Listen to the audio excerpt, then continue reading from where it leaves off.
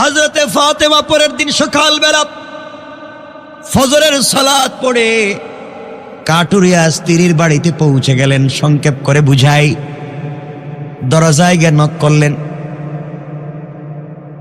ঘরের ভিতর থেকে আওয়াজ আসছে, কে আপনি?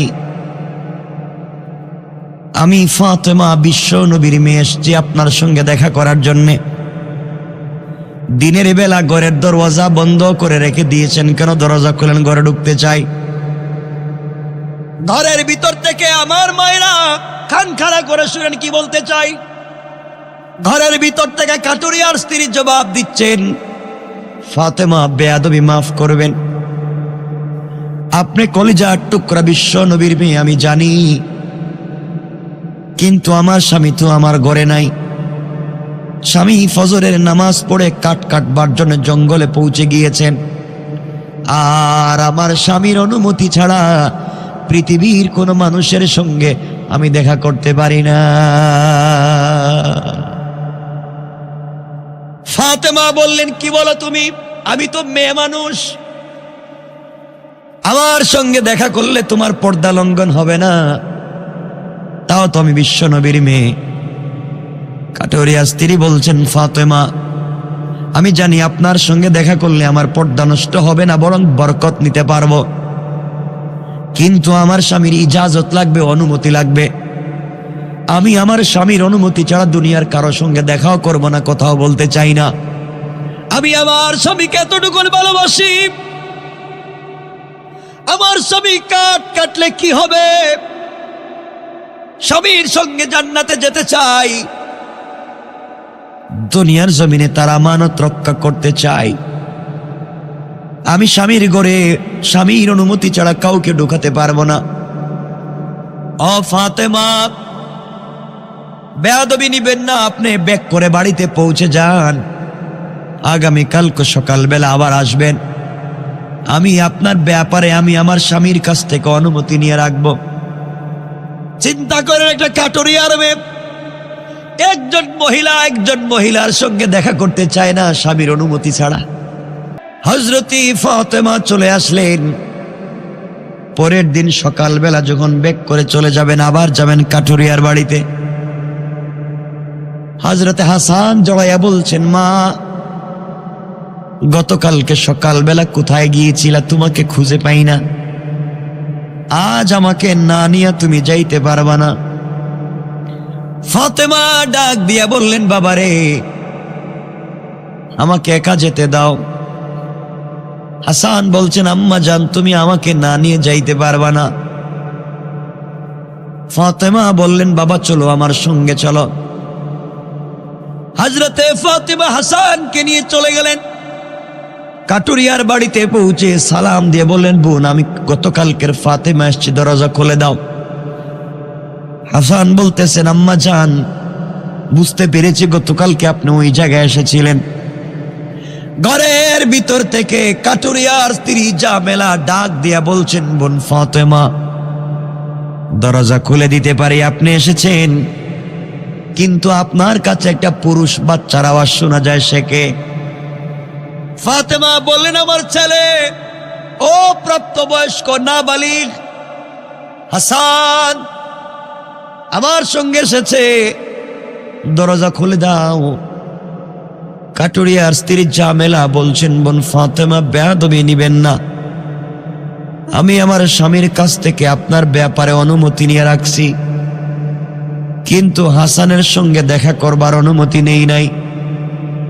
আপনি আজও ব্যাক করে চলে যান, আগামীকালকে আসবেন, আমি হাসানের ব্যাপারেও অনুমতি নিয়ে রাখবো।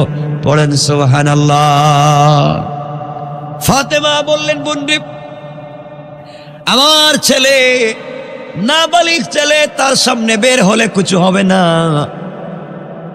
কাটুরিয়ার স্ত্রী বলছেন, ফাতেমা আমি জানি কিছু হবে না, কিন্তু আমার স্বামী তো আমাকে অনুমতি দেয় নাই, আর আমার স্বামী অনুমতি না দিলে আজরাইল ছাড়া ঘরে কাউকে ঢুকতে দিতে পারে না। চিন্তা করেন কেমন আমানতদার। হযরতে ফাতেমা আজও বিক করে চলে আসলেন।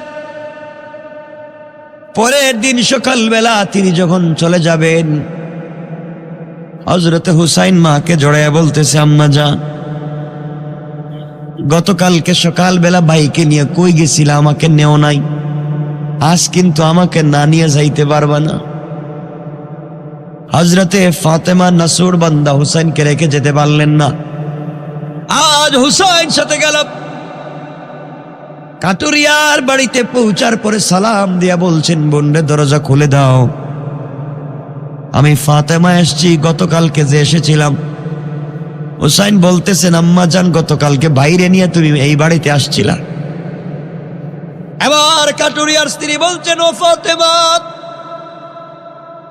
আজ আরেকটা ছেলে মানুষের কণ্ঠ শোনা যায়। ফাতেমা বলেন, ওটা আমার ছোট ছেলে হুসাইন। জামেলা বলছেন, বোন বেয়াদবি নিবেন না, আপনি চলে যান, আজও আমি দেখা করতে পারবো না, কারণ হুসাইনের ব্যাপারে স্বামীর সঙ্গে কোনো কথা বলি নাই, আর স্বামীর অনুমতি ছাড়া আমি দুনিয়ার কারো সঙ্গে কথা বলতে পারবো না, দেখা করতে পারবো না। বিরক্ত হয়ে চলে আসলেন। চতুর্থ দিন গিয়েছেন, একা একা গিয়েছেন, দরজায় নক করে বলছেন, ফাতেমা এসছি, দরজা খোলো। মহিলা দরজা খুলে সালাম দিয়েছেন। ফাতেমা ঘরের ভিতরে ঢুকলেন। ঘরের ভিতরে ঢুকে কি আশ্চর্য কারবার! ঘরের দরজার মধ্যে দেখা যায় একটা দড়ি রাখা, ঘরের দরজা একটা ছড়ি রাখা মানুষকে পিটাবার জন্যে, ঘরের দরজার সামনে একটা চাকু রাখা, ছুরি রাখা। জিজ্ঞাসা করলেন, ও জামেলা, এগুলা কি? জামেলা বলছেন, ফাতেমা, আমি সব সময় স্বামীর আনুগত্য থাকতে চাই, আমার গলার কণ্ঠস্বর যেন কোনো কারণে স্বামীর উপরে না যায়, সকল কাজে আমি স্বামীকে সন্তুষ্ট করতে চাই, কোনোভাবেই যেন স্বামীর সঙ্গে আমার বেয়াদবি না হয়ে যায়। এরপরেও কোনো কথায় স্বামী যদি আমার কোনো কাজে কষ্ট পায়, ঘরের দরজায় দড়ি রেখে দিয়েছি, স্বামীকে বলে দিয়েছি, স্বামী রে, আমার কোনো আচরণে যদি আপনি কষ্ট পান, এই দড়ি দিয়ে আমাকে আচ্ছা মতো করে বাঁধবেন, এই ছড়ি দিয়ে আচ্ছা মতো করে আপনি পিটাইবেন, এই ছুরি দিছি, বড় অপরাধ করলে হত্যা করে দুনিয়া থেকে বিদায় দিবেন। আমি আমার স্বামীর বিরুদ্ধে চলে স্বামীকে কষ্ট দিয়ে দুনিয়ার জমিনে এক মিনিটও থাকতে চাই না। আমার স্বামী কষ্ট পায়, আমার স্বামীর দিলে আঘাত লাগে, ব্যথা লাগে, এমন কোনো কাজ আমি করতে চাই না। আমি স্বামীর ভক্তি, স্বামীর সাথে জান্নাতে যেতে চাই। হযরতে ফাতেমা চোখের পানি ছেড়ে দিলেন, বাড়িতে ব্যাক করে চলে আসলেন। বাবার কাছে লম্বা কথা, বাবার কাছে গিয়ে বলেন, আব্বা জান, মহিলার বাড়িতে গিয়েছিলাম, মহিলার চরিত্র সম্পর্কে জেনেছি, সব বুঝলাম, ওই মহিলা জান্নাতি, এতে সন্দেহ নাই। স্বামীকে বড় ভক্তি করে, স্বামীর শ্রদ্ধা করে, স্বামীকে সম্মান করে, স্বামীর কণ্ঠের উপরে কথা বলতে চায় না। সব ঠিক আছে, আমি মানছি বাবা জান্নাতি, কিন্তু আমার আগে কেমনে জান্নাতি, আমাকে বুঝাও, আমাকে বুঝাও, আমার আগে কেমনে জান্নাতে যাবে। নবীজি বললেন, মা রে, ও মা, তুমি শুনো, ওই মেয়েটা স্বামীর সঙ্গে কি আচরণ করে। একটা কথায় স্বামীকে কষ্ট দিতে চায় না।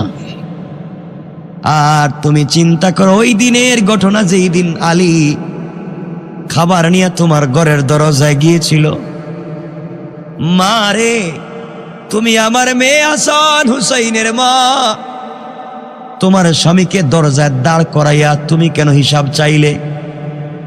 মারে, তুমি তো আলী ঘরে গেলেও সুন্দর করে বলতে পারতে, কথা বলেন ঠিক কিনা? সুন্দর করে আলী ঘরে গেলে বুঝাইয়া বলতে পারতে, ঠান্ডা মাথায় বলতে পারতে। ওই জায়গায় তুমি তাকাইয়া দেখো, কাটুরিয়ার স্ত্রী জামেলার কি চরিত্র আর কি ব্যবহার, স্বামীর সঙ্গে জামেলার কি আচরণ হয়েছে। ওই দিন তুমি আলীর সঙ্গে কি আচরণ করেছ? আলীর সঙ্গে ওই একটা কথা বলেছ তুমি, জামেলা জিন্দেগি তুই কাজটা করে নাই। এই জন্য তোমার আগে এক পয়েন্ট পৌঁছে গিয়েছে। তোমার আগে জান্নাতে যাওয়ার জন্য স্বামীর সন্তুষ্টি তার জন্য বড় কাজ করে দিয়েছে। বলেন সুবহানাল্লাহ। ফাতেমা বলছেন আব্বাজানের পরেও বুঝি নাই। বলেন। এবার নবী বলছেন ফাতেমা তাহলে বুঝো, তোমার স্বামী আমার দেওয়া কাপড় 6 টাকায় যার কাছে বিক্রি করেছিল, যিনি 6 টাকা দিয়ে আমার দেওয়া কাপড় কিনেছে দুনিয়ার সাধারণ ক্রেতা না, ওনার নাম হলো ইসরাফিল। ইসরাফিলকে আল্লাহ আসমান থেকে পাঠাইয়া দিয়েছিলেন, তিনি কাপড়টা ক্রয় করে নিয়ে জান্নাতে রেখে দিয়েছেন। আর তোমার স্বামীর কাছে যিনি লাল গুঁড়া বিক্রি করেছেন, তিনি দুনিয়ার কোনো ক্রেতা নয়, তিনি হচ্ছেন আল্লাহর ফেরেশতা হযরতে জিবরাইল। জান্নাত থেকে লাল গুঁড়া নিয়ে এসেছে, আলীর কাছে বিক্রি করে দিয়েছেন। আলী বাজারে গিয়া যার কাছে গুঁড়াটা বিক্রি করেছে, তিনি আল্লাহর আরেকজন রহমতের ফেরেশতা, তার নাম মিকাইল। তিনি গুঁড়াটা ক্রয় করে জান্নাতে নিয়ে রেখে দিয়েছেন। আর আমার দেওয়া কাপড়টাও জান্নাতে রেখে দেওয়া হয়েছে। মারে, তুমি যেই দিন জান্নাতের ভিতরে যাবে, আল্লাহ তোমাকে জান্নাতে যাওয়ার জন্য একটা গুঁড়া দিবেন। এই গুঁড়া হবে ওই লাল গুঁড়া। গুঁড়া চলতে গেলে তুমি থাকবে গুঁড়ার পিঠে, গুঁড়ার লাগাম লাগবে। ওই লাগাম হলো তোমার বিক্রি করা সেই 6 টাকার কাপড়। কোন সুবহানাল্লাহ। এই কাপড় হবে ওই দিন গুঁড়ার লাগাম। ওই গুঁড়ার পিঠে থাকবে তুমি সওয়াত। আমি যেমন গুঁড়ার পিঠে থাকবো, আমার গুঁড়ার লাগাম থাকবে বেলালের হাতে। মারে, তুমিও থাকবে গুঁড়ার পিঠে, আর গুঁড়ার লাগাম থাকবে কাটুরিয়ার স্ত্রী জামেলার হাতে। সুবহানাল্লাহ বলেন। আমার মুসলমান বন্ধুগণ, গভীর মনোযোগ। আল্লাহর পয়গম্বর ঘোষণা করলেন মসজিদে, আমি আমার মেয়ে ফাতেমাকে বিয়ে দিতে চাই। মদিনার মসজিদের ভিতরে জুমার সালাতের পরে ঘোষণা করে দিলেন, কেউ কি আছো আমার মেয়েকে বিয়ে করবা? মনে হয় ফাতেমাকে বিয়ে করার লোক নাই। আল্লাহর পয়গম্বর বলেন, কে আছো আমার মেয়ে ফাতেমাকে বিয়ে করবে? ফাতেমাকে বিয়ে দিতে চাই। এই কথা বলবার পরে সাহাবায়ে কেরামের মধ্যে এমন কেউ নাই যে নবীজির কাছে বিয়ের প্রস্তাব দেয়নি ফাতেমার ব্যাপারে। বড় বড় রাজা বাদশাদের ছেলেরা পর্যন্ত বিয়ের প্রস্তাব দিয়েছে, কিন্তু বিয়েতে রাসূল রাজি না। এইভাবে দীর্ঘ কয়েক মাস চলে গেল, শত শত বিয়ের প্রস্তাব আসে, কোন বিয়েতে আল্লাহর পয়গম্বর রাজি হতে চান না। হযরতে আবু বকর, ওমর, উসমান, আলী। উসমান বসলেন, 3 জন বসে বললেন, উসমানকে সবাই বলতেছে আপনার তো শালী, আপনার শ্বশুর, আমাদের তো আপনার শ্বশুর, আর সে আমাদের মেয়ে বিয়ে করছে, আমরা তার শ্বশুর। ও উসমান, ফাতেমাকে কোথায় বিয়ে দিয়ে যায়? নবীজি কেন রাজি হন না? ভালো ভালো টাকাওয়ালার ছেলেদের কাছ থেকে বিয়ের প্রস্তাব এসেছে, নবীজি রাজি হলেন না। একদিন উসমান আর আবু বকর বলতেছেন আলীকে ডাক দিয়ে, আলী এদিকে আসো, তুমি কি শুনছো নবীজি মসজিদের ভিতরে ঘোষণা করেছেন ফাতেমার বিয়ের ব্যাপারে? আমি তো শুনছি, কত মানুষ বিয়ের প্রস্তাব দিয়েছে, আল্লাহ রাসূল রাজি না। আমাদের মন বলতেছে তুমি যদি বিয়ের প্রস্তাব দাও তাহলে রাসূল রাজি হয়ে যাবেন। পড়েন সুবহানাল্লাহ। আলী বলছেন, তোমরা কি আমার মায়ের খাওয়াইতে চাও? আমার ঘর নাই, আমার বাড়ি নাই, আমার বাপ নাই, আমি নবীজির বাড়িতে থাকি, তার ঘরে খাই।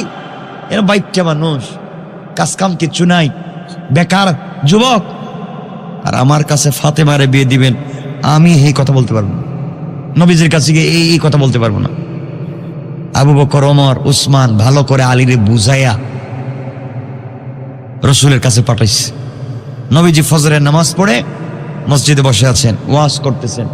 আলী নবীজিকে সালাম দিয়ে বলছেন, আসসালামু আলাইকা ইয়া আইয়ুহান নবিয়্যু ইয়া রাসূলুল্লাহ, আমি আপনাকে কিছু জিজ্ঞাসা করতে চাই। রাসূল বলছেন, আলী বলো, কি বলতে চাও? এই কথা বলার পরে রসুল উপরের দিকে তাকায় দেখেন আলী যে বলছিল ইয়া রাসূলুল্লাহ কিছু বলতে চাই, এই কথা বইলার দাঁড়ায়া থাকে নাই, দিছে দৌড়, মসজিদ থেকে দৌড় দিয়ে বাইরে চলে গেছে। নবীজি বলেন, কি রে, আসলো কিছু বলতে, না বইলে আবার চলে গেল। আরো কিছুদিন পরে আলী, ইয়া রাসূলুল্লাহ আমি কিছু বলতে চাই। নবীজি বলছেন, বলো। উপর দিকে তাকায় দেখেন আলী আর নাই, দৌড়। বাহিরে গিয়ে উসমান আর আবু বকররে কয়, এই ভাই, তোমাদের কি দুশ্মনী আছে আমার সাথে? তোমরা রসুলের কাছে আমার কি প্রস্তাব নিয়ে পাঠাইছো? যদি ওর মায়ের শুরু করে আমার মসজিদের ভিতর, আমি খাটো বেটে, টাকা পয়সা নাই, তার ঘরে থাকি, সাইয়্যিদাতুন নিসাই আহলিল জান্নাহ, জান্নাতে সকল মহিলাদের নেত্রী, তার বিয়ের প্রস্তাব নিয়ে আমি যাচ্ছি।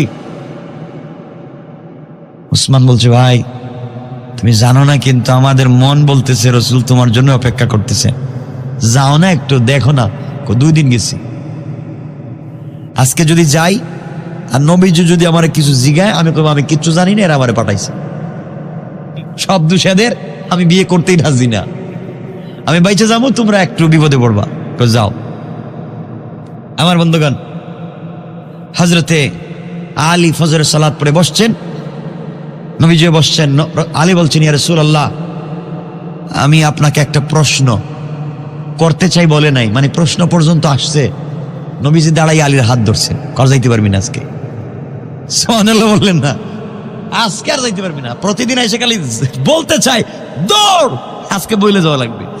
আলীর যখন নবীজি হাত ধরছে, আস্তে করে আবু বকর মসজিদে বাইরে চলে গেছে, ওমরও চলে গেছে, উসমান বাইরে কয়, যার যার বাড়িতে যাও, আলী যদি বিপদে পড়ে তাহলে কিন্তু খবর আছে সবার, এর আগে বাড়িতে যাও। আলী বলতেছেন, ইয়া রাসূলুল্লাহ আমি কিছু বলতে চাইছিলাম। নবীজি বলছেন, বলো। বলো, কি বলবা? হুজুর আমি ভুলে গেছি।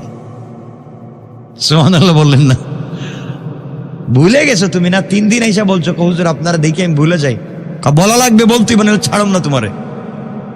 আলী তাকায় দেখে পিছন দিকে চাইয়া, যেই 3 জন পরামর্শ দিছে একজনও নাই। কয় তাইলে মাইটটা তো আমার উপরে ফালাই দিল এরা। আলী বলছেন, ইয়া রাসূলুল্লাহ আমি বলতে চাইছিলাম কিন্তু ভয় পাচ্ছি। নবীজি বললেন, ভয় নাই, কি বলতে চাও? আলী তুমি আমার চাচাতো ভাই, খুব ভালো করে তোমাকে আমি চিনি, তুমি আমাকে চিনো, কি বলতে চাও বলো। আলী বলছেন, ইয়া রাসূলুল্লাহ এই যে ফাতেমার বিয়ের কথা।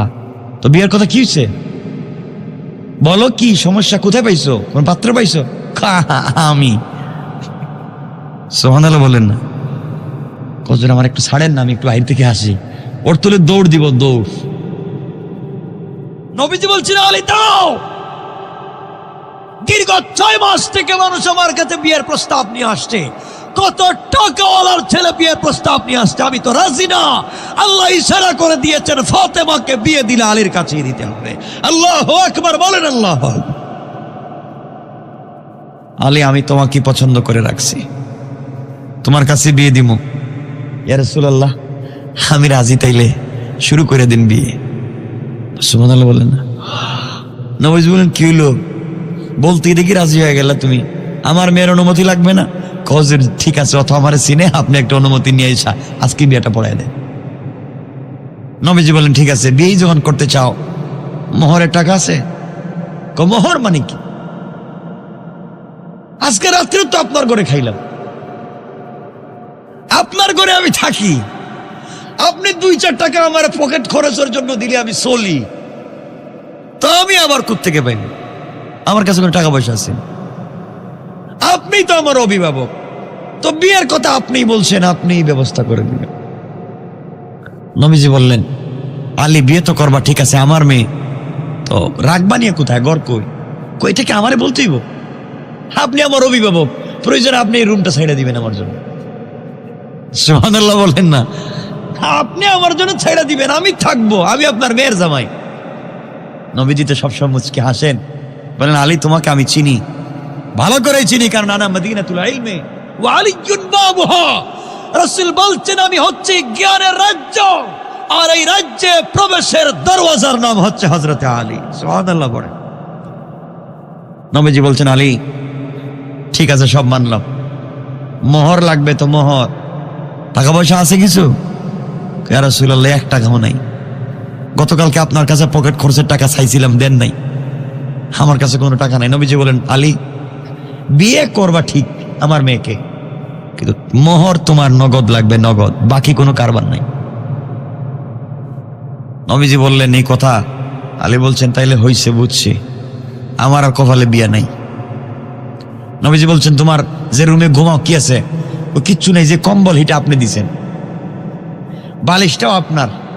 নবীজি বলছেন আমার জিনিস বাদে তোমার কি আছে এটা কও, আমার জিনিস বাদ। ইয়া রাসূলুল্লাহ আমার 2টা জিনিস আছে, একটা হইলো তরবারি আর একটা হইলো ডাল, যুদ্ধ করার ডাল। তরবারিটা কিন্তু আমার বাবার দেওয়া, এটা আমার কাছে আছে, আর ডালটা, এই 2 জিনিস ছাড়া আমার কাছে কিছুই নেই। নবীজি বলেন যাও বিক্রি করে আসো। তাইলের পরে বিক্রি করে আসো, বিয়ে করবা? ঠিক আছে তাইলে আমি যাই। বিক্রি করার জন্য হযরতে আলী বের হয়েছেন রাস্তা দিয়ে। আমার বন্ধুগণ আলী যখন যায় রাস্তার মধ্যে হযরতে ওসমান হাঁটাহাঁটি করে। আলী রাস্তা দিয়ে যাওয়ার সময় ওসমানকে দেখছে, কিন্তু কথা না বলে পাশ কেটে চলে যাচ্ছে। ওসমান বলছেন ভাই আলী কোথায় যাও? আমার কাজ আছে। কি কাজ? কোথায় যাইবা? কবে আমার ডিস্টার্ব দিয়ে লাভ নাই, আমি একটু বাজারে যাইতেছি, এগুলা নিয়ে। কেন? বললাম বিক্রি করতে চাই। বললে বিক্রি করে কি করবা? আমি তো বিয়ে করব। বিয়ে করবা মানে কারে? আমি তো ফাতেমারে বিয়ে করব। কই মিয়া বুদ্ধি দিলাম আমরা, মানে আমাদের না জানাইয়া না বইলে দেখি ডাইরেক্ট যাইতেছ। ভাই টাইম নাই, আমার যাইতে দেন, এগুলো যাইতে দেন, এগুলো সময় না। আমার শালি আর বিয়ে করবা তুমি, বুঝাইয়া পরামর্শ দিলাম আমি, তুমি আমার ভাইরা ভাই হইবা, আর এখনই দেখতেছি টাইম দিতেছ না। সুবহানাল্লাহ বললেন। ভাই মোহরের টাকা লাগবে, গরিব মানুষ, টাকা পয়সা নাই, আমি যাই এগুলা বিক্রি করে আসি। হযরত ওসমান বললেন কয় টাকা বিক্রি হবে? আলী বললেন 9 টাকা। ওসমান নিজের পকেট থেকে টাকাগুলা দিয়ে দিলেন, বলেন ভাই এগুলো আমার কাছে বিক্রি করে দাও, আর তুমি ওগুলা নিয়ে যাও। হযরতে আলী টাকাগুলা নিয়ে রাসূল পাকের কাছে দিলেন। রাসূল পাক মোহর দিয়া দিলেন, নগদ মোহর দিয়া দিলেন। বিয়ে শুরু হলো। হযরত ওসমান চিন্তা করলেন বিয়েটার পরামর্শ দিয়েছি আমি, তার ডাল তরবারি কিনেছি আমি, আর আলীর তো ডাল তরবারির বড়ই প্রয়োজন। হযরত ওসমান এসে আলী এবং ফাতেমার বিয়েতে এই ডাল আর তরবারি আবার গিফট করে দিলেন। সুবহানাল্লাহ বললেন না? ওসমানকে চিনেন, বিয়াও হলো, মোহরের টাকাও হলো, আলী তার ডাল তরবারিও পাইলো, কার কাছে হাত পাতা লাগলো না। বলেন না সুবহানাল্লাহ। ইসলাম কত সুন্দর, ইসলাম কত সুন্দর।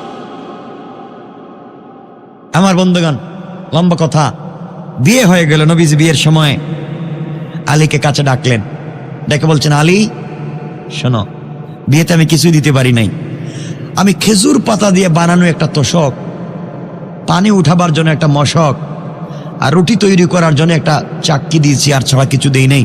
কিন্তু শোনো, ওটা আমার মেয়ে, আমার মেয়েকে তোমার কাছে বিয়ে দিচ্ছি, খবরদার কখনো তার সাথে অন্যায় আচরণ করবা না, তার দিলে তুমি কষ্ট দিও না। ফাতেমা আমার কলিজার টুকরা, আমার শরীরের অংশ। সুবহানাল্লাহ বলেন না? আলীকে বুঝাইয়া দিলেন।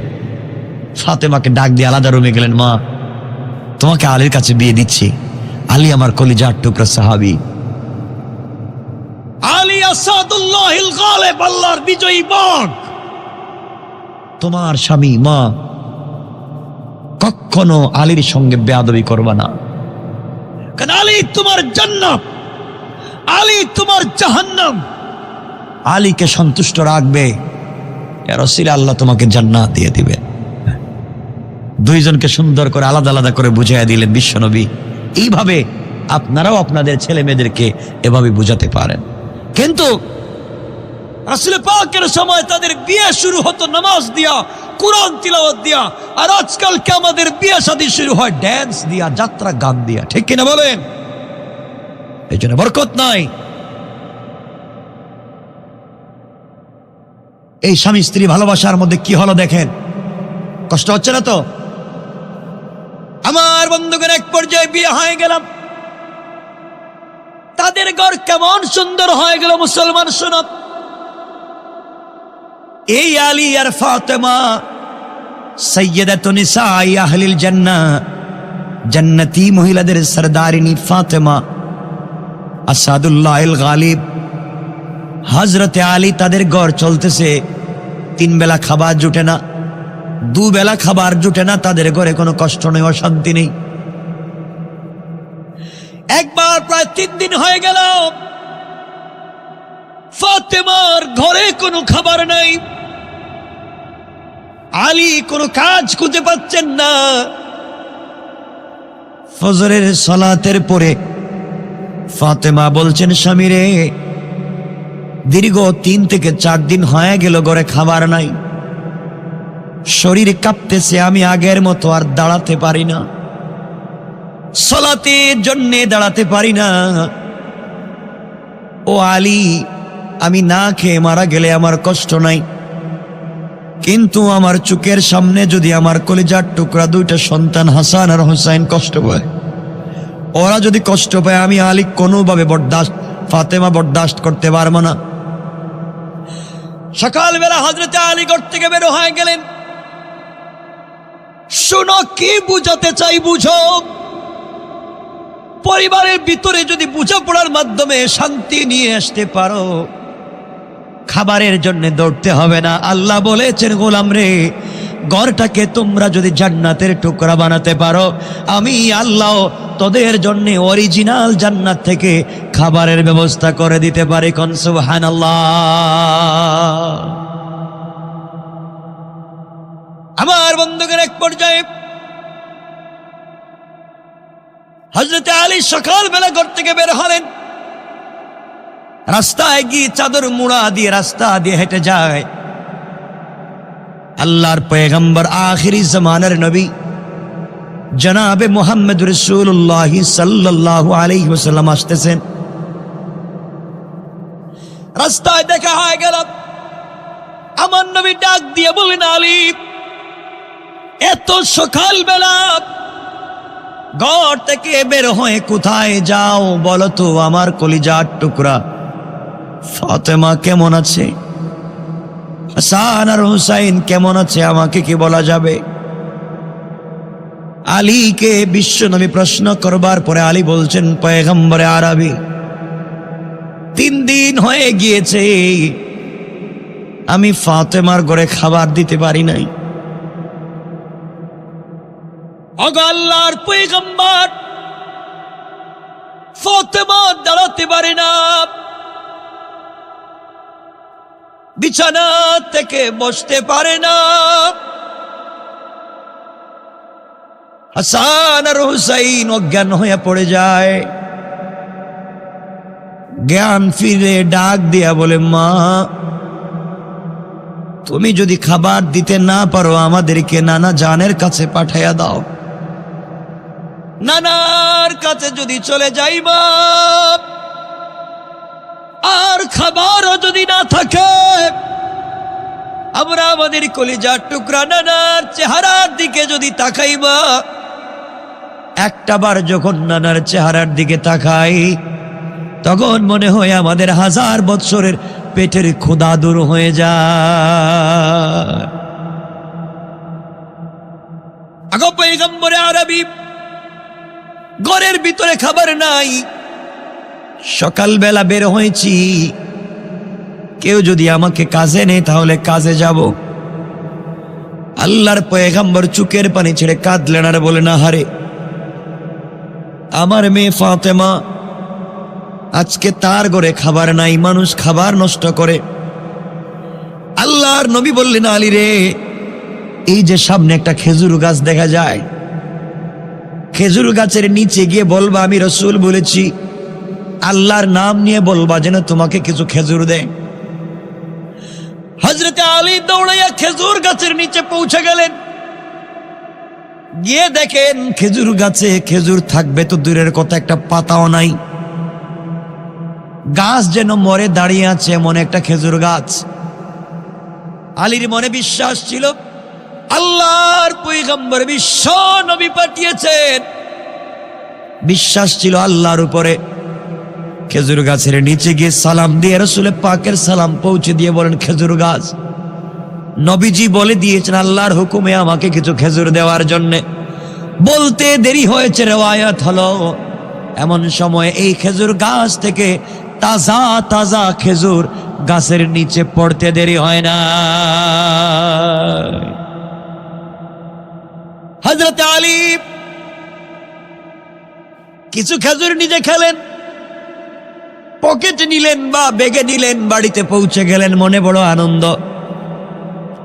সংক্ষেপ করে বুঝাতে চাই যে কথা শুনেন। বাড়িতে যাওয়ার পরে হযরতে ফাতেমাকে দিলেন, হাসান হুসাইনকে দিলেন। খাওয়ার পরে কিছু খেজুর জমে গেল, থেকে গেল। এবার আলী বলছেন, ফাতেমা, জীবনে তুমি আমার কাছে কিছুই চাও নাই, জীবনে তুমি আমার কাছে কিছু চাইলা না।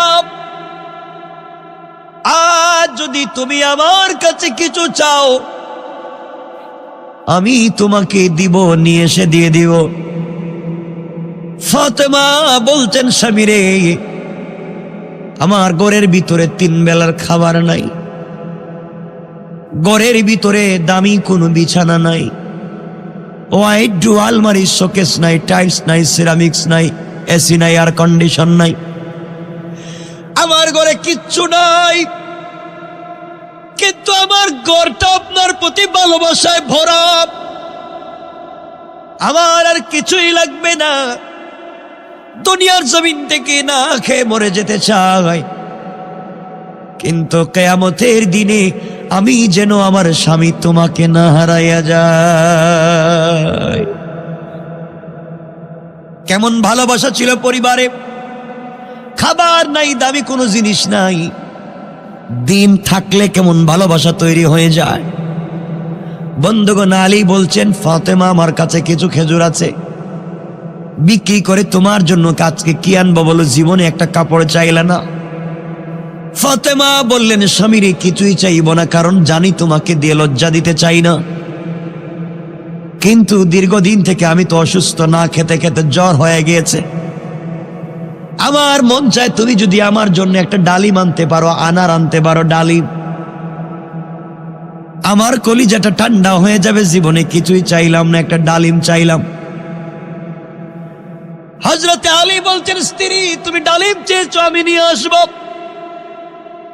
কি বুঝাতে চাই শুনো। হযরতে আলী রাদিয়াল্লাহু তাআলা আনহু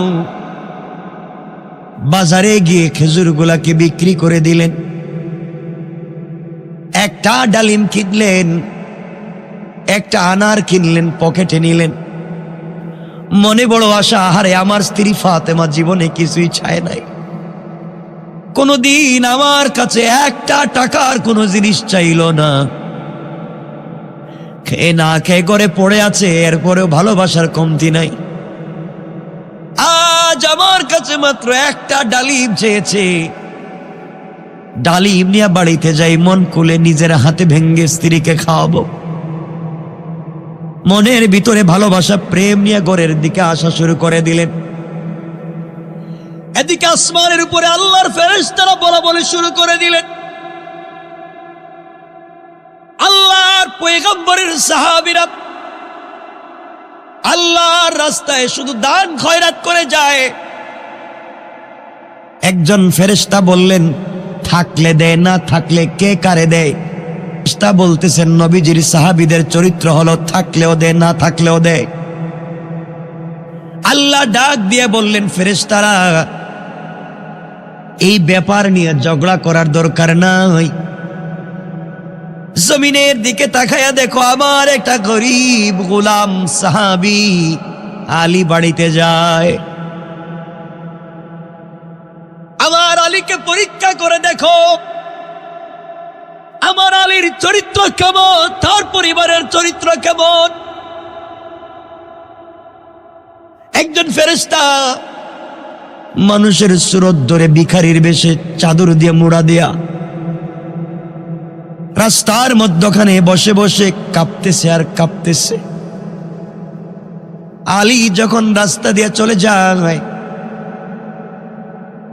ডাক দিয়া বলছেন, ও আলী, আপনি কোথায় যান? আপনি কোথায় যান? আলী বললেন, আমি বাড়িতে যাই। ফেরেশতা ভিক্ষুকের বেশ নিয়ে বলছেন, আলী রে, প্রায় সপ্তাহ দিন হয়ে গেল, খাবার নাই, না খেয়ে কলিজাটা শুকিয়ে যায়। তোমার কাছে যদি কোনো খাবারের জিনিস থাকে আমাকে দাও। আলী বলছেন, বাইরে তোমাকে দেওয়ার মতো আমার কাছে কিছুই নাই। ফেরেশতা ডেকে বলছেন, আলী রে, তোমার পকেটে তো একটা ডালিম দেখা যায়, তুমি না বললা কেন? আমরা হইলে বলতাম তোমার চোখে ঠাডা পড়ছে। আমার জীবনের স্ত্রী কিছুই চায় না, একটা ডালিম চাইছে, তার দিকে তোমার চোখ গেল। আলী বললেন, ও ভিক্ষুক, তুমি শোনো, বাড়িতে আমার স্ত্রী বড় অসুস্থ, দীর্ঘদিন পর্যন্ত জ্বর হয়েছে, আমার জীবনে তার কাছে কোনোদিন কিছুই দিতে পারি নাই। আজকে আমার কাছে একটা ডালিম চাইছে, জ্বরে আক্রান্ত হয়েছে, বাড়িতে নিয়ে যাই। ফেরেশতা বলতেছেন, ভাই বুঝতে পেরেছি, আমাকে দেওয়ার দরকার নাই, কিন্তু আল্লাহর ওয়াস্তে যদি দেও তাহলে আমি নিব।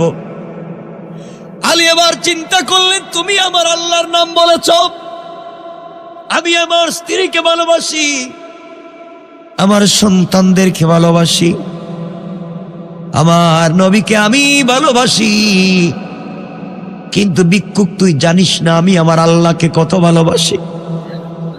তুমি আমার আল্লাহর নাম বলেছ, যে আল্লাহর জন্য আমি আলী জীবন পর্যন্ত দিতে পারি, এই আল্লাহর নাম তুমি এই মুহূর্তে বলেছ। ও ভিক্ষুক, আল্লাহর নাম বললে কাউকে ফিরিয়ে দেওয়া যায় না, কিন্তু ডালিম আছে মাত্র একটা, তোমাকে দিয়ে দিলে বাড়িতে গিয়ে কি জবাব দিব? ভাইরে, তুমি অর্ধেকটা খেয়ে ফেলো, অর্ধেকটা বাড়িতে নিয়ে যায়। হযরত আলী ডালিম অর্ধেক এই ফকির বেশের ফেরেশতাকে দিয়ে দিলেন, অর্ধেক ডালিম নিয়ে বাড়ির দিকে রওনা দিলেন। ফকির ডাক দিয়ে বলছে, আলী রে, আপনি যাইয়েন না, আপনি আমার সামনে বসে পড়েন, আপনার চেহারা দেখে দেখে আমি খাবো, আমার কলিজাটা ঠান্ডা হয়ে যাবে, আপনি সুযোগ দেন। হযরত আলী বসে পড়লেন।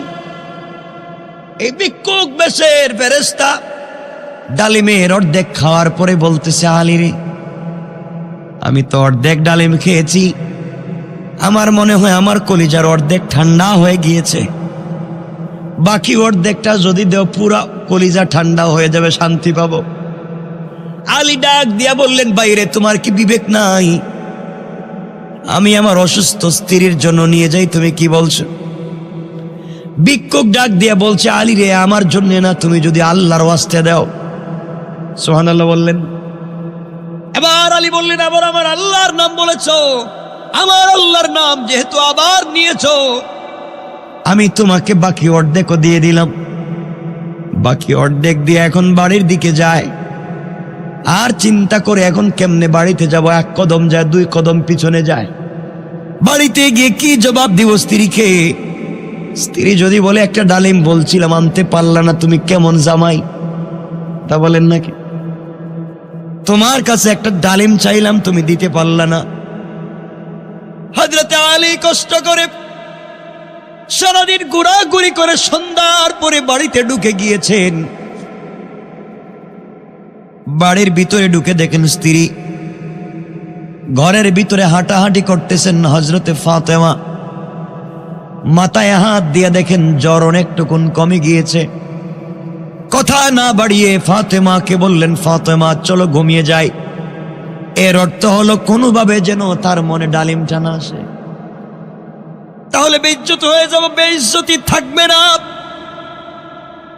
ঘুমিয়ে গিয়েছেন আর আল্লাহর কাছে বলতেছেন, আল্লাহ তাআলা কোনোভাবে যদি ডালিমের কথা মনে না হয়, এভাবে যদি রাত্র শেষ হয়ে যায়, সকাল বেলা আমি একটা ব্যবস্থা করে দেব। এইভাবে চিৎকার করে করে কান্না করে ঘুমিয়ে পড়লেন। রাত্র যখন গভীর হয়ে গিয়েছে, দুনিয়ার মানুষ ঘুমিয়ে গিয়েছে, এমন সময়ে হযরতে আলী শুনেন কে যেন দরজায় ডাক দিছে। আলী বললেন, কে রে, কে দরজায় ডাক দিলা? বাহির থেকে আওয়াজ আসছে, আনা সালমান ফারসি, আমি রাসূলের প্রিয় সাহাবী সালমান ফারসি। ও সালমান, তুমি এত রাত্রে আমি আলীর দরবারে ঘরে কেন আসছো? বাইরে তুমি দরওয়াজা খুলে দাও, খুলে দাও, তোমার জন্য সুসংবাদ নিয়ে এসেছি। এই মুহূর্তে আল্লাহ রব্বুল ইজ্জত ওয়াল জালাল তোমার জন্য জান্নাত থেকে ডালিম পাঠিয়ে দিয়েছে। আল্লাহু আকবার। হযরত আলী দরজা খুলে দিলেন, ডালিমগুলা হাতে নিলেন, এক একটা করে গুনতে লাগলেন।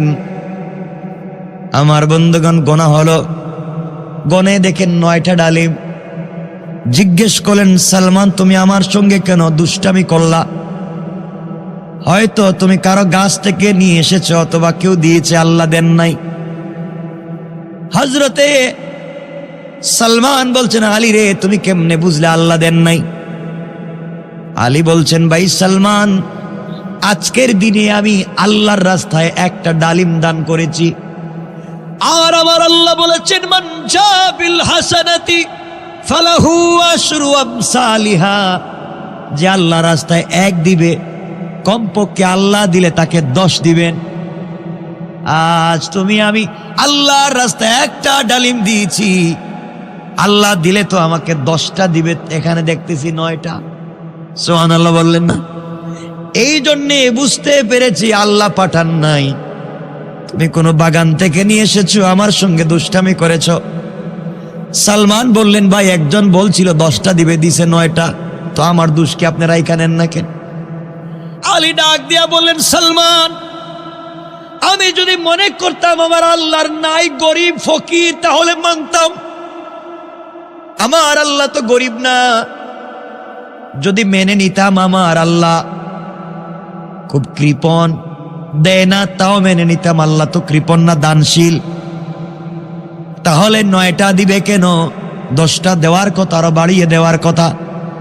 তুমি বুয়া কার গাছ থেকে নিয়ে এসে আমাকে বুঝাচ্ছ, চলে যাও। হযরতে সালমানকে ঘর থেকে বের করে দরজা লাগায় দিলেন, আবার ঘরের দরজায় নক করলেন। হযরতে আলী দরজা খুলে দিলেন। সালমান বলছেন, ভাই আলী রে, আল্লাহর রাসূল আমাকে ঠিক 10টা দিছিলেন, আল্লাহ 10টাই জান্নাত থেকে পাঠাইছেন। তোমার ঈমান পরীক্ষা করবার জন্য একটা আমার পকেটে রেখে দিছিলাম। সুবহানাল্লাহ বললেন না? বুঝতে চাইছিলাম তোমার ঈমান কেমন। দেখলাম রাসূলের সাহাবীরা 10এ বিশ্বাস করে, 9এ বিশ্বাস করে না। এমন ঈমান একদিনে তৈরি হয় না। পরিবারের ভিতরে যদি আন্তরিকতা থাকে, এমন ঈমান তৈরি হতে পারে, কোন ঠিক কিনা? আমার বন্ধুগণ, কষ্ট হচ্ছে ভাই? 12:15 হয়ে গেছে, সঙ্গে করে দিই, আলম্ব করার দরকার নেই। হ্যাঁ বাপরে বাপ, গতকালকে একটা 10 হয়েছে, তো আজকে 10 পর্যন্ত করবো না? গতকালকে উঠছে দেরিতে, তো আজকে উঠলাম তো অনেক আগে উঠলাম। কয় ঘন্টা হয়েছে হিসাব আছে? 2 ঘন্টার উপরে। কষ্ট হচ্ছে না? কয় না, কষ্ট হচ্ছে দেখতেছি যে মাঝে মাঝে মুরব্বীরা উঠে 1জন 2জন বসে প্রস্রাবে ধরে, মানে আজত আছে। কষ্ট হচ্ছে? একটু হাত উঠে দেখান কার কার কষ্ট হচ্ছে না। হচ্ছে না বলছি, ঠিক আছে না? কষ্ট হচ্ছে না তো? আল্লাহ কবুল করুক। জোরে বলেন, আর আওয়াজ করে বলেন, চিৎকার করে বলেন আমিন। এমন পরিবার চাইতো? ইনশাল্লাহটা বলেন না। আমার বন্ধুগণ, আমার ভাইরা, কথা তো লম্বা, আমি পরিবারকে বুঝাতে চাই। কে বুঝাতে চাই শুনেন। আমার ভাইরা, পরিবারকে সুন্দর পরিবার করুন, বুঝাপড়ার পরিবার বানান।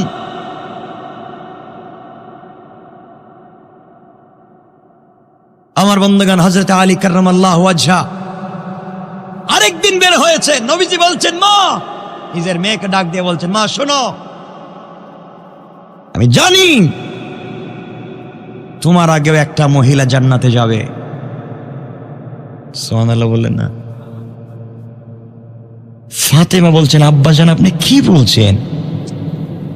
আমার আগে আমি তোমার মেয়ে, বিশ্বনবীর মেয়ে, হাসান হোসাইনের মা, আলীর স্ত্রী, খাতুনে জান্নাত, জান্নাতি মহিলাদের নেত্রী আমি, গোটা দুনিয়ার মহিলারা আমার কর্মী, আর আমার আগে কেউ জান্নাতে যাবে? নবীজি বলছেন, ফাতেমা অবশ্যই যাবে, তোমার আগে একটা মেয়ে জান্নাতে যাবে। আচ্ছা, এই কথা শুনলে কার না রাগ উঠবে কন্ত? কথা বলেন না কেন? যে আমার এত পাওয়ার, আমার বাপ কেমন, আমার ছেলে কেমন, আমার স্বামী কেমন, আর আমি কেমন, আমার মা কেমন। আমার মা হচ্ছেন এই পৃথিবীর প্রথম মুসলিম নারী, খাদিজাতুল কুবরা, যাকে স্বয়ং সালাম দিয়েছেন আল্লাহ। না সুবহানাল্লাহ, এটা আগামী বছর কেমন?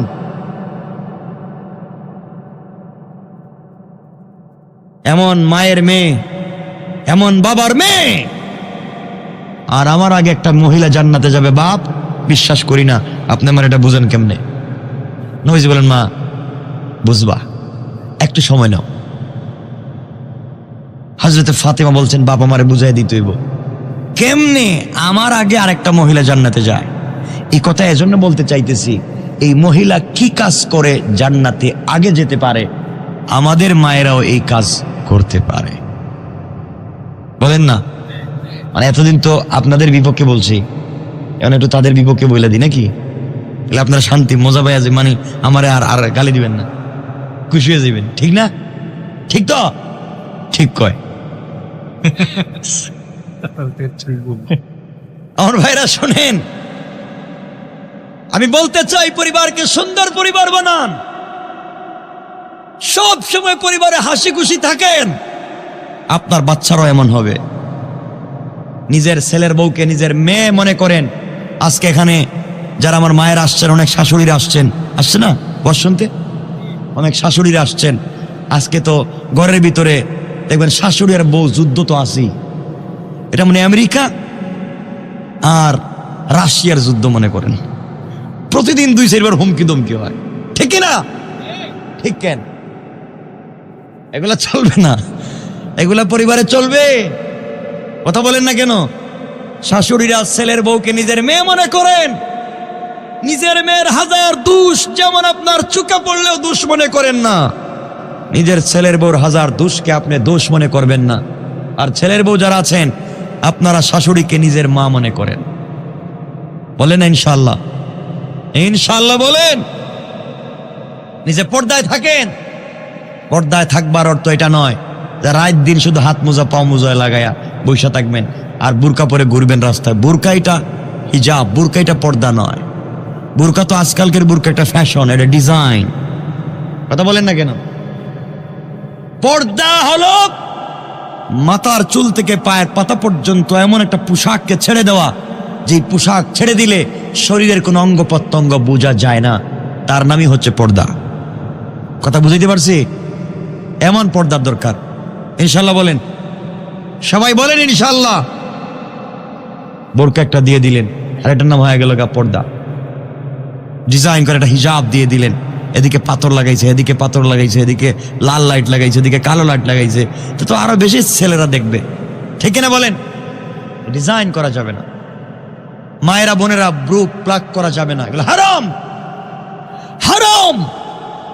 আলগা চুল মাথায় লাগানো যাবে না, হারাম। মাথার চুল কাটা যাবে না সামন দিক দিয়ে, হারাম। দেখবেন মহিলারা ব্রু প্লাক করেনি, হারাম। মাথার চুলে আলগা চুল লাগায়, মানে এক্সট্রা চুল লাগায়, আছে না এগুলা? এগুলা হারাম, একবার চূড়ান্ত পর্যায়ের হারাম। এগুলো করা যাবে না। হ্যাঁ, কি কইছে? 7 তালা বোরকা মানে কি? মানে ডিজাইন 7 তালা। এটা দেন কেন কিনে? হ্যাঁ, এটা কিনে দিবেন কেন?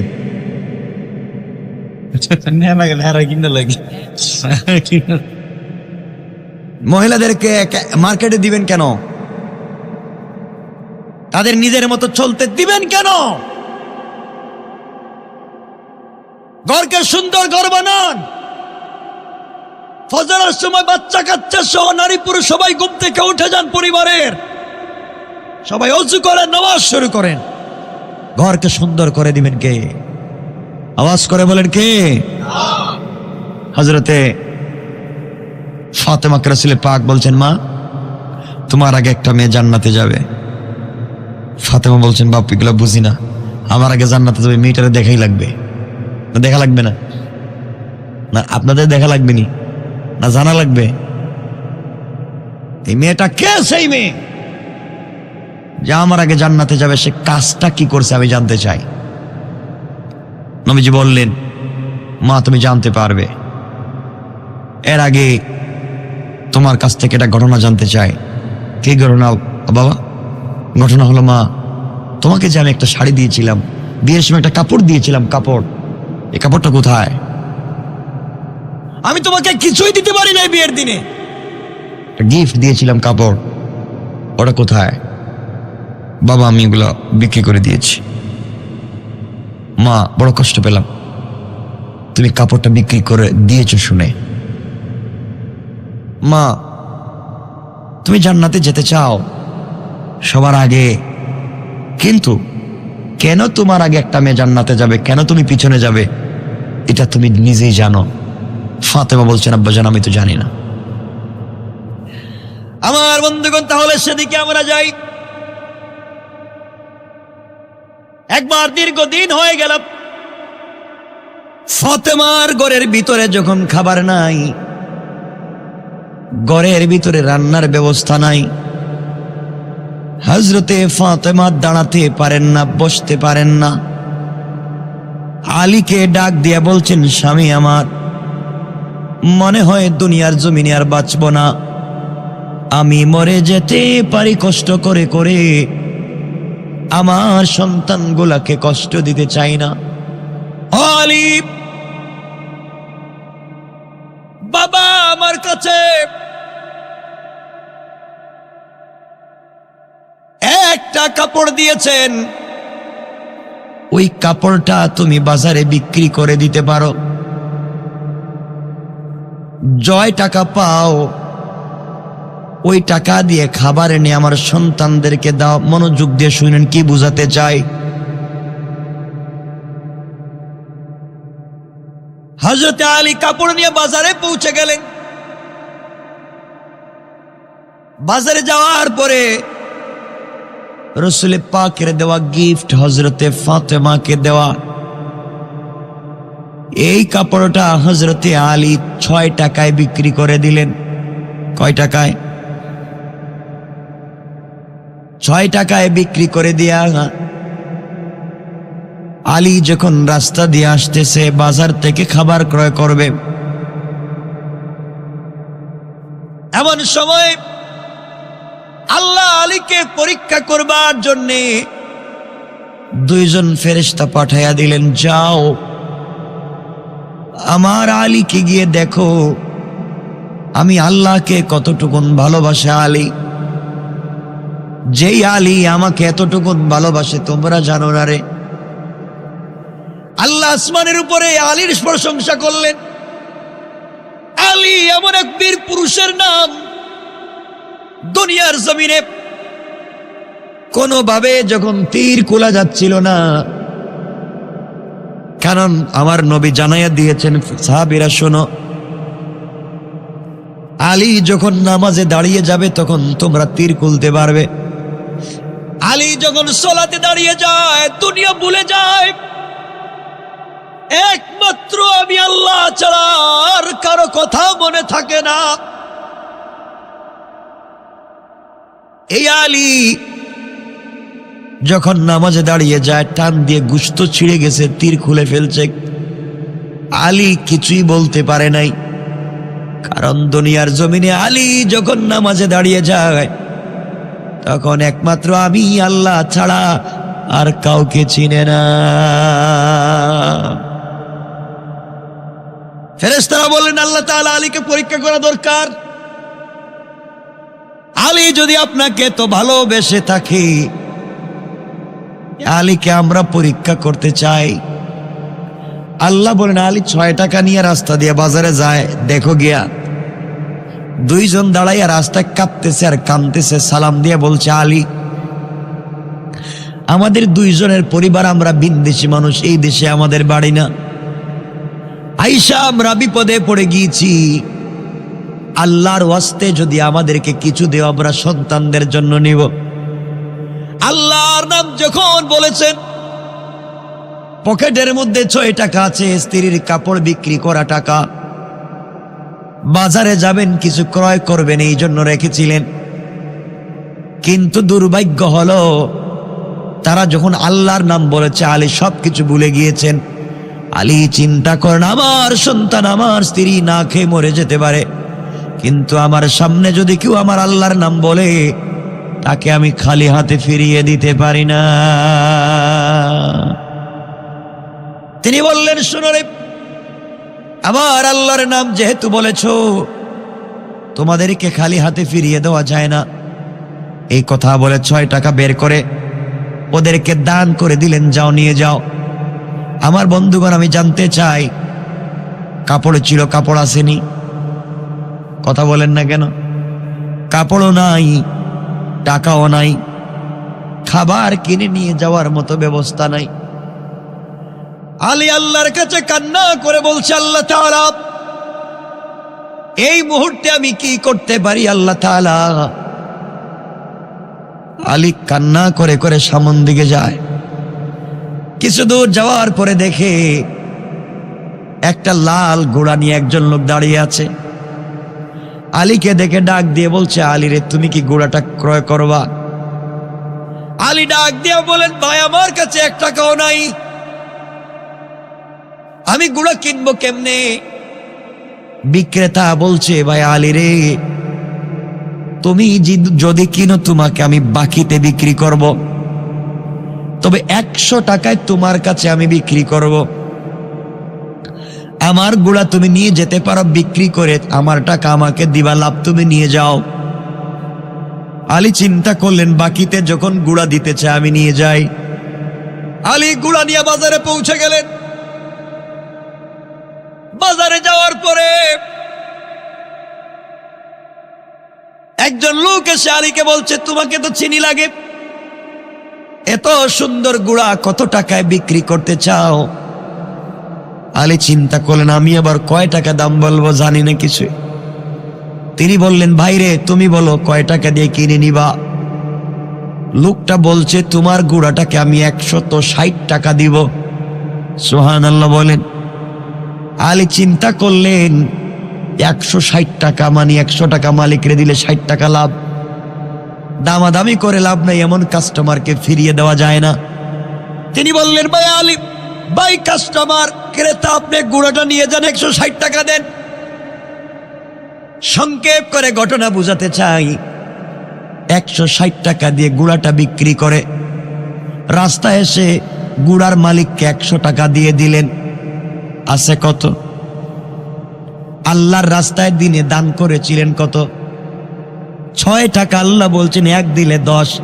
আলী, তুমি আজকে 6 টাকা আমি আল্লাহর রাস্তায় দান করে যে উদারতা দেখিয়েছ, আমি আল্লাহ সন্ধ্যা হওয়ার আগে আগে 6 10 60 টাকার মালিক বানাইয়া দিলাম। আল্লাহু আকবার বলেন। কেমন রব! আলী এবার বাজারে গিয়েছে, মন বড় খুশি। আগে 6 টাকার খাবার কিনবার কথা ছিল, এখন বাজারে গিয়ে 60 টাকার কিনছে। কম হইছে না বেশি? খাবার কিনে কাঁধের মধ্যে নিয়েছেন, স্ত্রীর জন্য কিছু কেনাকাটা করেছেন। বাড়ির দিকে যান, কাঁধের মধ্যে বস্তা। বাড়ির দরজায় গিয়ে হাজির হয়ে গিয়েছেন। হযরতে ফাতেমাকে ডাক দিয়েছেন। ফাতেমা দরজা খুলে বলছেন, স্বামী এই ব্যাপার, কি ব্যাপার, আপনার কাছে এত খাবার কোত্থেকে এলো? বস্তা বস্তা খাবার, দেখা যায় এত টাকা আপনি কোথায় পেলেন? আমার কাপড় তো এত টাকায় বিক্রি হওয়ার কথা না, কাপড়টা তো পুরাতন। হযরতে আলী বললেন, ফাতেমা তোমার কাপড় আমি 6 টাকায় বিক্রি করেছি। ফাতেমা বললেন, স্বামীরে খবরদার ঘরে ঢুকবা না, আমার ঘরে খাবার নিয়ে ঢুকবা না। তোমার কাঁধের মধ্যে যেই খাবার দেখতেছি এগুলা 6 টাকার না, এগুলা অনেক বেশি টাকার। যেই লোকটার পকেটে 1 টাকাও ছিল না, সে এত টাকা কোথায় পেল? ও স্বামী, আমি না খেয়ে মারা যেতে পারি, সন্দেহজনক কোনো হারাম খাবার আমি ফাতেমার ঘরে ঢুকতে দিব না। আগে বলো টাকা পাইছো কোথায়? এত টাকার খাবার আনছো কেন? টাকা কোথায় পেয়েছো? আলী বলছেন, স্ত্রীরে তুমি আমাকে জানো ভালো করে আমি কেমন লোক। আমি অন্যায় করবার মতো লোক না। তুমি আমাকে ঘরে ঢুকতে দাও, তোমার কাছে খুলে বলবো।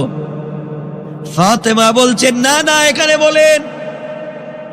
দেখবেন আমাদের গ্রাম অঞ্চলে এমন মহিলা আছে, স্বামীকে দরজা দাঁড় করে বলেন, আগে বলেন কি আনছেন, কথা কোন থেকে আসেনি,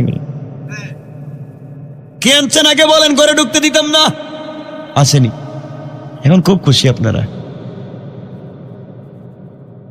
আমাদের এলাকায় গ্রামগঞ্জে এমন মহিলা আছে।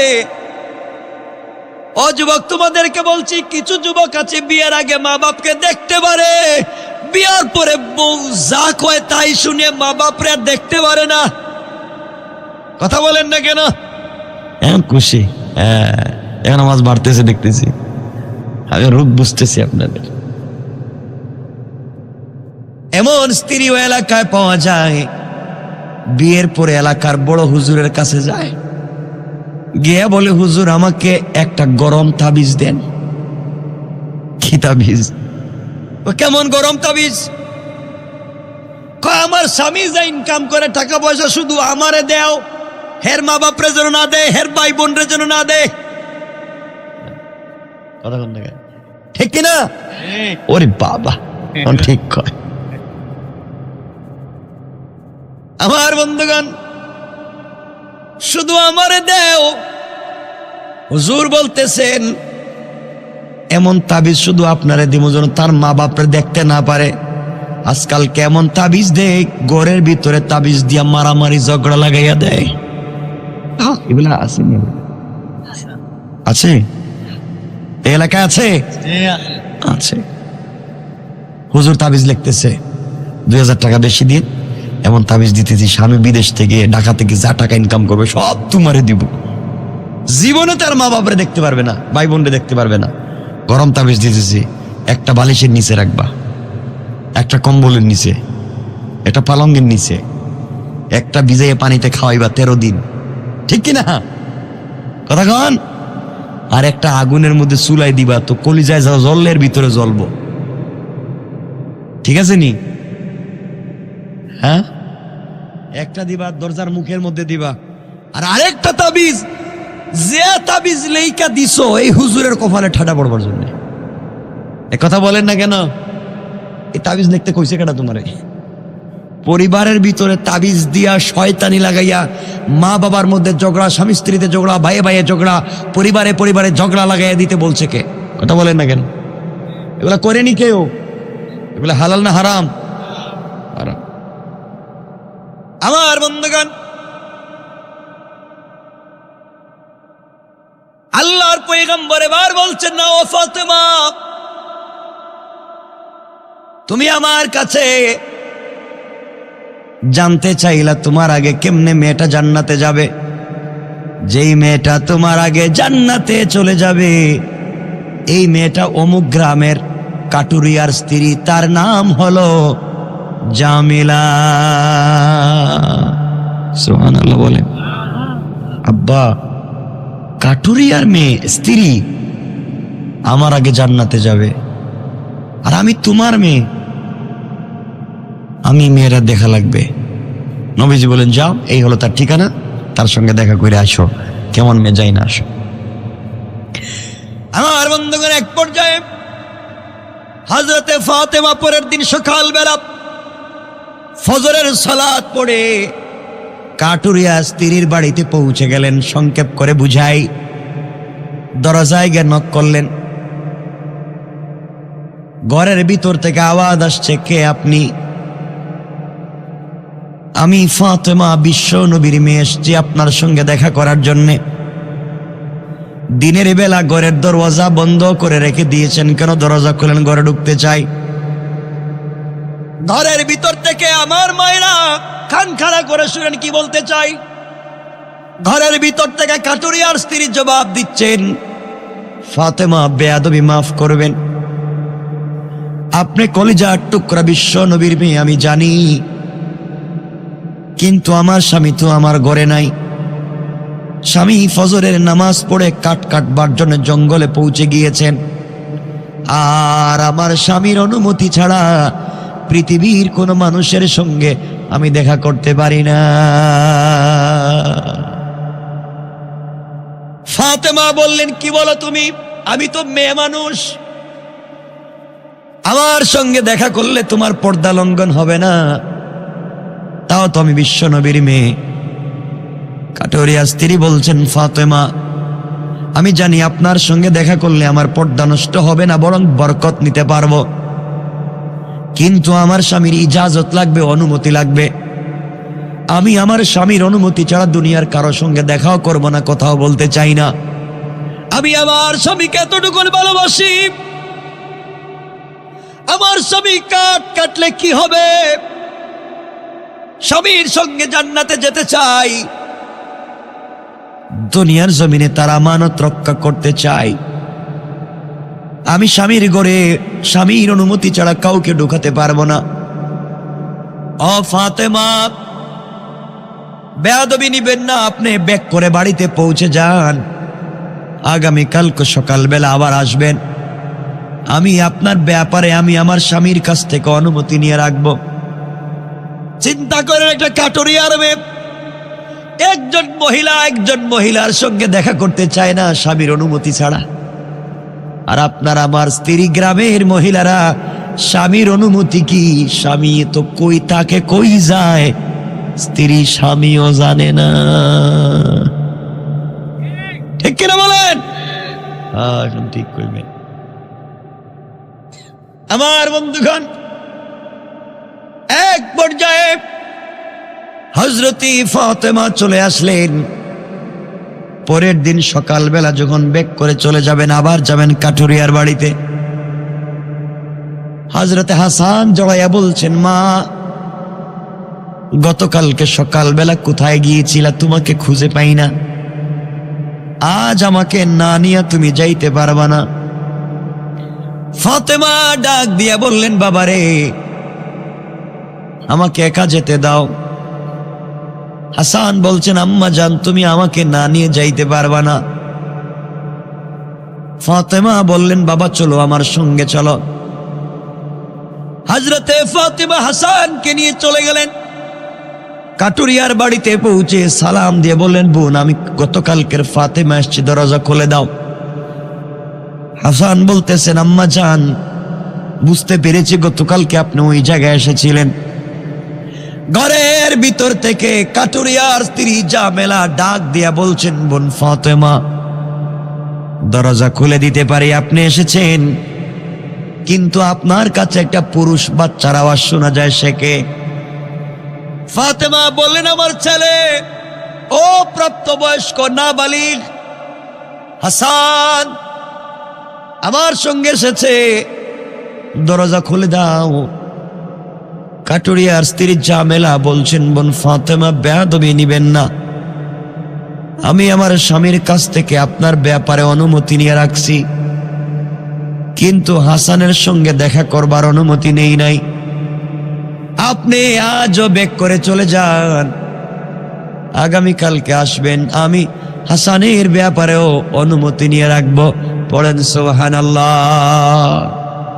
ফাতেমা বললেন, বোনরে আমার ছেলে নাবালিগ ছেলে, তার সামনে বের হলে কিছু হবে না।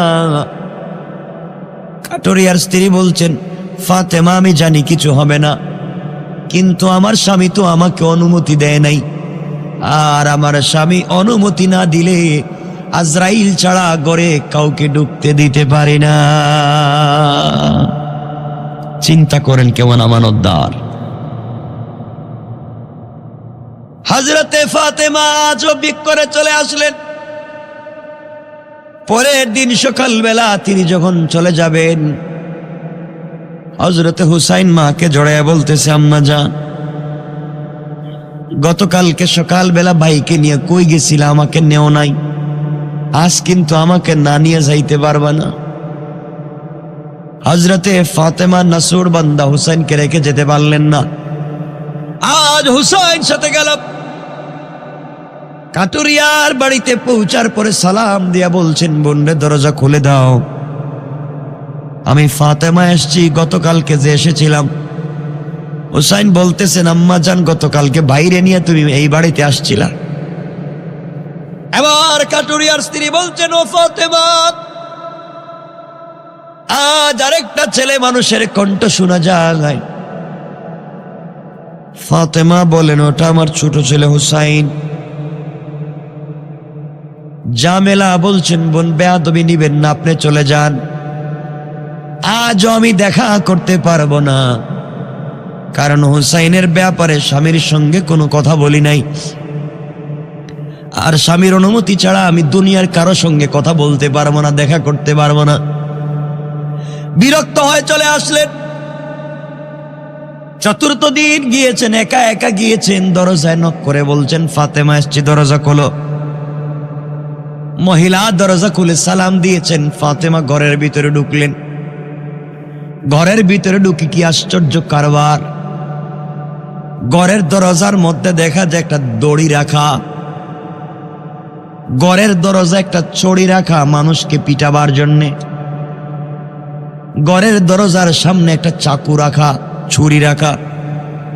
জিজ্ঞাসা করলেন, ও জামেলা, এগুলা কি?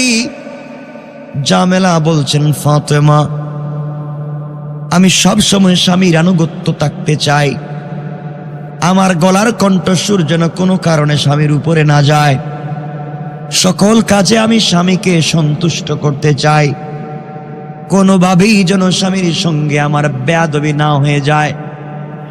এরপরেও কোনো কথায় স্বামী যদি আমার কোনো কাজে কষ্ট পায়, ঘরের দরজায় দড়ি রেখে দিয়েছি, স্বামীকে বলে দিয়েছি, স্বামী রে, আমার কোনো আচরণে যদি আপনি কষ্ট পান, এই দড়ি দিয়ে আমাকে আচ্ছা মতো করে বাঁধবেন, এই ছড়ি দিয়ে আচ্ছা মতো করে আপনি পিটাইবেন, এই ছুরি দিছি, বড় অপরাধ করলে হত্যা করে দুনিয়া থেকে বিদায় দিবেন।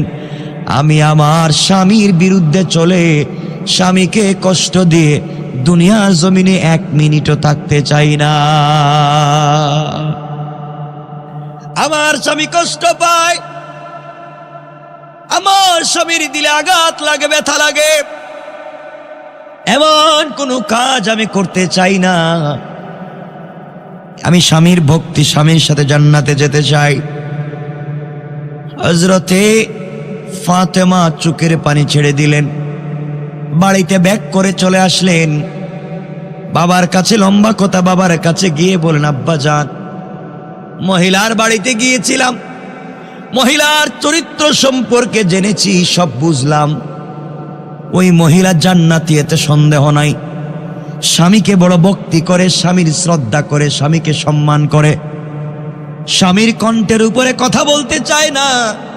সব ঠিক আছে, আমি মানছি বাবা জান্নাতি, কিন্তু আমার আগে কেমনে জান্নাতি, আমাকে বুঝাও, আমাকে বুঝাও, আমার আগে কেমনে জান্নাতে যাবে। নবীজি বললেন, মা রে, ও মা, তুমি শুনো, ওই মেয়েটা স্বামীর সঙ্গে কি আচরণ করে। একটা কথায় স্বামীকে কষ্ট দিতে চায় না। আর তুমি চিন্তা করো, ওই দিনের ঘটনা, যেই দিন আলী খাবার নিয়ে তোমার ঘরের দরজায় গিয়েছিল, মা রে, তুমি আমার মেয়ে হাসান হুসাইনের মা, তোমার স্বামীকে দরজায় দাঁড় করাইয়া তুমি কেন হিসাব চাইলে? মারে, তুমি তো আলী ঘরে গেলেও সুন্দর করে বলতে পারতে, কথা বলেন ঠিক কিনা? সুন্দর করে আলী ঘরে গেলে বুঝাইয়া বলতে পারতে, ঠান্ডা মাথায় বলতে পারতে। ওই জায়গায় তুমি তাকাইয়া দেখো কাটুরিয়ার স্ত্রী জামেলার কি চরিত্র আর কি ব্যবহার, স্বামীর সঙ্গে জামেলার কি আচরণ হয়েছে। ওই দিন তুমি আলীর সঙ্গে কি আচরণ করেছ? আলীর সঙ্গে ওই একটা কথা বলেছ তুমি, জামেলা জিন্দেগি তুই কাজটা করে নাই। এই জন্যে তোমার আগে এক পয়েন্ট পৌঁছে গিয়েছে। তোমার আগে জান্নাতে যাওয়ার জন্যে স্বামীর সন্তুষ্টি তার জন্য বড় কাজ করে দিয়েছে। বলেন সুবহানাল্লাহ। ফাতেমা বলছেন, আব্বা জানের পরেও বুঝি নাই। বলেন। এবার নবী বলছেন, ফাতেমা তাহলে বুঝো, তোমার স্বামী আমার দেওয়া কাপড় 6 টাকায় যার কাছে বিক্রি করেছিল, যিনি 6 টাকা দিয়ে আমার দেওয়া কাপড় কিনেছে দুনিয়ার সাধারণ ক্রেতা না, ওনার নাম হলো ইসরাফিল। ইসরাফিলকে আল্লাহ আসমান থেকে পাঠাইয়া দিয়েছিলেন, তিনি কাপড়টা ক্রয় করে নিয়ে জান্নাতে রেখে দিয়েছেন। আর তোমার স্বামীর কাছে যিনি লাল গুঁড়া বিক্রি করেছেন, তিনি দুনিয়ার কোনো ক্রেতা নয়, তিনি হচ্ছেন আল্লাহর ফেরেশতা হযরতে জিবরাইল। জান্নাত থেকে লাল গুঁড়া নিয়ে এসেছে, আলীর কাছে বিক্রি করে দিয়েছেন। আলী বাজারে গিয়া যার কাছে গুঁড়াটা বিক্রি করেছে, তিনি আল্লাহর আরেকজন রহমতের ফেরেশতা, তার নাম মিকাইল। তিনি গুঁড়াটা ক্রয় করে জান্নাতে নিয়ে রেখে দিয়েছেন, আর আমার দেওয়া কাপড়টাও জান্নাতে রেখে দেওয়া হয়েছে। মারে, তুমি যেই দিন জান্নাতের ভিতরে যাবে, আল্লাহ তোমাকে জান্নাতে যাওয়ার জন্য একটা গুঁড়া দিবেন। এই গুঁড়া হবে ওই লাল গুঁড়া। গুঁড়া চলতে গেলে তুমি থাকবে গুঁড়ার পিঠে, গুঁড়ার লাগাম লাগবে। ওই লাগাম হলো তোমার বিক্রি করা সেই 6 টাকার কাপড়। কোন সুবহানাল্লাহ। এই কাপড় হবে ওই দিন গুঁড়ার লাগাম। ওই গুঁড়ার পিঠে থাকবে তুমি সওয়াত। আমি যেমন গুঁড়ার পিঠে থাকবো, আমার গুঁড়ার লাগাম থাকবে বেলালের হাতে। মারে, তুমিও থাকবে গুঁড়ার পিঠে, আর গুঁড়ার লাগাম থাকবে কাটুরিয়ার স্ত্রী জামেলার হাতে। সুবহানাল্লাহ বলেন। বেলাল যেমন আমার আনুগত্য করে, আমাকে ভালোবাসে, জিন্দেগি শেষ করে দিল, বিনিময়ে আমার গুঁড়ার লাগাম ধরবার সুযোগ পেয়েছে। কাটুরিয়ার স্ত্রী জামেলা স্বামীর খিদমত করে এমন মর্যাদায় পৌঁছে গিয়েছে, আল্লাহ তাকে তোমার গুঁড়ার লাগাম ধরবার সুযোগ করে দিয়েছে। এই জন্য আমি লম্বা করতে চাই না, মা বোনদেরকে বোঝাতে চাই, রে মা, জান্নাতে যদি যেতে হয় অবশ্যই স্বামীর সন্তুষ্টি লাগবে। স্বামী যদি আপনাকে ডাক দেয় গভীর রাত্রে তার কাছে যাওয়ার জন্য, আপনার শরীরে যদি অসুস্থতা না থাকে, শরীরে কোনো সমস্যা না থাকে, আর সারা রাত্র যদি স্বামীর গলা জড়াইয়াও আপনি ঘুমাইয়া যান, সারা রাত্রে নফল ইবাদত করলে যেই সওয়াব, আল্লাহ এই সওয়াব আপনার আমলনামায় দান করে দিবে। কোন স্ত্রী যদি স্বামীর চেহারার দিকে তাকায়া মুস্কি হাসে, কোন স্বামী যদি স্ত্রীর চেহারার দিকে তাকায়া মুস্কি হাসে, কপালে চুম্বন দিয়ে ঘর থেকে বের হয়ে যায়, আল্লাহ বলছেন একটা মকবুল হজ করলে যেই সওয়াব, আল্লাহ এই সওয়াব স্বামী স্ত্রীর আমলনামার মধ্যে দিয়ে দিবেন। পড়েন সুবহানাল্লাহ। আল্লাহ বলছেন যেই করে স্বামী স্ত্রীর মধ্যে ভালোবাসা হবে, একজন আরেকজনকে বুঝবেন, আল্লাহ রাব্বুল ইজ্জত ওয়াল জালাল ওই পরিবারের ভিতরে 71 জন ফেরেশতা পাঠায়া সব সময় 24টা ঘন্টা তাদের জন্য, পরিবারের জন্য রহমতের দোয়া করতে থাকেন। পড়েন সুবহানাল্লাহ। এজন্য আমরা শান্তি চাইতো, পরিবারে শান্তি চাইতো। মায়েদেরকে আরো বলছি শুনেন, আপনি যদি স্বামীকে সন্তুষ্ট করে কবরে যেতে পারেন, স্বামী যদি কিয়ামতের দিনে আল্লাহর কাছে বলে আমি স্ত্রীর উপরে সন্তুষ্ট, আল্লাহ কোনোদিন কোন স্ত্রীর আমলনামা চেক করবেন না, স্বামীর কথার উপরে আল্লাহ তাকে জান্নাতের ফয়সালা করে দিবে। এজন্যই মায়েরাও স্বামীর খিদমত করতে হবে, স্বামীদেরকে সন্তুষ্ট রাখতে হবে, ভালো ব্যবহার করতে হবে। ইনশাআল্লাহ বলেন ইনশাআল্লাহ। 3 ঘন্টার কাছাকাছি আমি কথা এখানে রেখে দিলাম। আমার জন্য দোয়া চাই, আপনাদের জন্য।